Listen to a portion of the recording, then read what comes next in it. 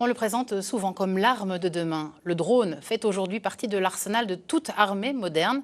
À Bitche avait lieu ce jeudi une journée de l'innovation pour présenter les avancées technologiques et prototypes qui équiperont les soldats dans les années à venir. Une initiative de la 2e brigade blindée de la ville mosellane. Revue de détail avec Benoît Bourg et Tiffany Niederländer.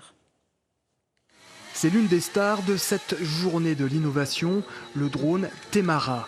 Un engin d'attaque capable de tirer sur des personnels, des véhicules ou même des blindés légers. Un prototype dévoilé aujourd'hui à Bitche. Sa particularité, son mode de pilotage. Les commandes passent uniquement par la fibre optique et pas par ondes radio, ce qui permet d'être résistant à la guerre électronique.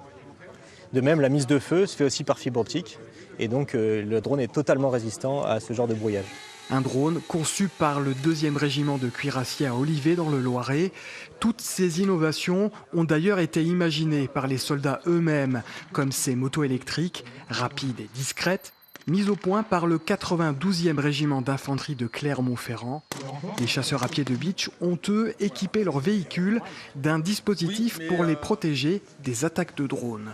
C'est une cage qui nous est venue comme ça, pour pouvoir protéger d'une charge qui pourrait venir par le dessus. Et effectivement, après, pour toute la partie hérisson, c'est un retour d'expérience, pas la note, mais de ce qui se passe actuellement sur le front de l'Est. Des avancées techniques qui doivent permettre à l'armée de terre de se moderniser à moindre coût. On a dans ces développements cette idée du bas coût ou du coût le plus maîtrisé possible. Et ça, je pense que c'est un des critères forts de cette innovation participative et qui nous donne sans doute un avantage comparatif fort.